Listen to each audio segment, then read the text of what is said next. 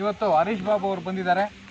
ಯಾವ ಇಲ್ಲಿರ್ತಕ್ಕಂಥ ಕೆಲವು ಮೆಡಿಸಿನಲ್ ಪ್ಲಾಂಟ್ಸ್ ನಮ್ಮ ಸುತ್ತಮುತ್ತಲು ಸಿಗ್ತಕ್ಕಂಥದ್ದು ಈಜಾಗಿ ಸಿಗ್ತಕ್ಕಂಥ ಸಸ್ಯಗಳು, ಅದರ ಉಪಯೋಗಗಳೇನು, ಯಾವ ರೀತಿ ಅದನ್ನು ಉಪಯೋಗಿಸಿದ್ರೆ ಯಾವ ರೋಗ ನಿವಾರಣೆ ಮಾಡ್ಬೋದು ಅಂತ ವೈದ್ಯರು ನಮ್ಮ ಶಾಲೆಗೆ ಭೇಟಿ ಕೊಟ್ಟು ಮಕ್ಕಳಿಗೆ ಔಷಧೀಯ ಗುಣಗಳನ್ನು ಹೊಂದಿರತಕ್ಕಂಥ ಸಸ್ಯಗಳ ಬಗ್ಗೆ ಸಂಪೂರ್ಣವಾಗಿರ್ತಕ್ಕಂಥ ಮಾಹಿತಿಯನ್ನು ಕೊಟ್ಟಿದ್ದಾರೆ.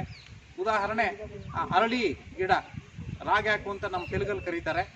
ಇದನ್ನು ಉಪಯೋಗಿಸಿದ್ರೆ ಹಾರ್ಟ್ಗೆ ಪ್ರಾಬ್ಲಮ್ ಏನಿದ್ರು ಕೂಡ ವಾಸಿ ಆಗುತ್ತೆ. ಇದರ ಜೊತೆಗೆ ನಾವು ತುಂಬೆ ಗಿಡ, ಇದನ್ನು ಯೂಸ್ ಮಾಡಿದ್ರೆ ಫಿಟ್ಸು ಮತ್ತು ಶೀತ ನೆಗಡಿ ಇದು ಕೂಡ ವಾಸಿ ಆಗುತ್ತೆ. ಮತ್ತು ಕರಿಬೇವಿನ ಸೊಪ್ಪು, ಇದನ್ನು ಉಪಯೋಗಿಸಿದರೆ ವಿಟಮಿನ್ ಎ ಕೊರತೆ, ಐರನ್ ಕಂಟೆಂಟು, ಹಿಮೋಗ್ಲೋಬಿನ್ ಕಂಟೆಂಟು ಹೆಚ್ಚಾಗ್ತಕ್ಕಂಥದ್ದು. ಇದೆಲ್ಲ ಕೂಡ ಇದ್ರ ಬಗ್ಗೆ ಇನ್ನೂ ಅನೇಕ ಸಸ್ಯಗಳ ಬಗ್ಗೆ ಮತ್ತು ಗಿರಿಕೆ ಹುಳು ಒಂದು ಇದರ ಯೂಸಸ್ ಅಂತ ಹೇಳಿದ್ದಾರೆ. ಇದರಲ್ಲಿ ಹಿಮೋಗ್ಲೋಬಿನ್ ಕಂಟೆಂಟ್, ಇದನ್ನು ಚೆನ್ನಾಗಿ ಬಾಯ್ಲ್ ಮಾಡಿ ಇದನ್ನು ಉಪಯೋಗಿಸಿದರೆ ಇದರಿಂದ ಹಿಮೋಗ್ಲೋಬಿನ್ ಕಂಟೆಂಟ್ ಕೂಡ ಮಾನವನ ದೇಹದಲ್ಲಿ ಇಂಪ್ರೂವ್ಮೆಂಟ್ ಆಗ್ತಕ್ಕಂಥದ್ದು. ಮತ್ತು ಹೆಣ್ಣುಮಕ್ಕಳ ಸಮಸ್ಯೆ ಕೂಡ ಇದರಿಂದ ನೀಗಿಸ್ಬೋದು. ನುಗ್ಗೆ ಸೊಪ್ಪು, ಇದರಲ್ಲಿ ವಿಟಮಿನ್ ಎ ಪ್ರಮಾಣ ಹೆಚ್ಚಾಗಿರುತ್ತೆ.